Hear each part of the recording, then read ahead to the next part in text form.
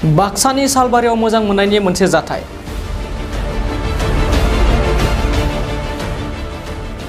बाक्सा सालबारियाव ओरैबायदि सोमोनांथाव जाथाय जादों। मोनसे मोजां मोनलायनायनि जाथाय। सालबारि खाग्राबारियाव सासे उन्दै हिन्जावसाखौ हिन्दु नखरनि उन्दै गथ'खौ लांखोमानानै दोनखादोंमोन सुकुर आली मुंनि सासे लंपट सेंग्राया।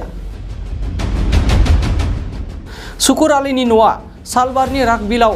बे समाव उन्दै हिन्जावसानि नखरनि सुबुंफोरा गबर्धना पुलिस थानायाव लांखुमाग्रा सुबुं सुकुर आलीनि बेरेखायै एफआइआरबो होनाय जायो। बरपेटा रोडनिफ्राय अनजय बसुमतारीनि खौरां।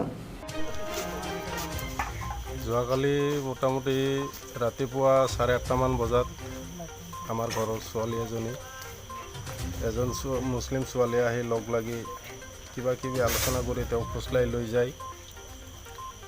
তাৰপিছত নেক্সট দিনাখন ৰাতিপুৱাৰ পৰা ছোৱালীজনী নোহোৱা হৈ যায়।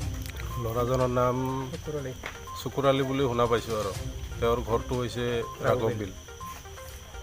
তেওঁৰ দেউতাৰ নাম লালমিয়া। লগতে আমি যোৱাকালি 3:30 বা 4টা মান বজাত গবৰ্ধনা থানাত এজাহাৰ এটা দিয়া হৈছে।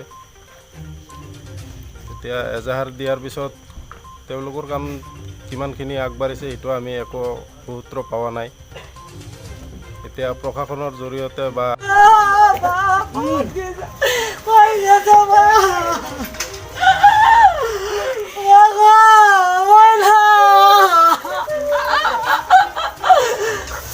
बाक्सा सालबारि मुखुमानि सिङाव थानाय रायजो राजा सुबुंफोरनि थाखाय मोनसे गोजोनथाव खौरां। किरण एन्टारप्राइज, जेराव नोंथांमोना मोननो हागोन नोंथांनि फालांगि खालामनायाव गोनांथि जानाय टाटा योदा ट्राक आरो ई-रिक्शा, लोगोसे नोंथांनि न' बां लुनायाव गोनांथि जानाय बाला, अन्थाइ, सिमेन्ट, इटा। बाक्सा जिल्ला सालबारि मुखुमानि सालबारि भबानिपुर लामायाव थानाय बे किरण एन्टारप्राइजआव नोंथांनि थांना थानायनि जिउआव गोनांथि जानाय टाटा योदा ट्राक, ई-रिक्शा आरो बाला, अन्थाइ, सिमेन्ट, इटाफोरखौ गोरलैयैनो मोननो हागोन।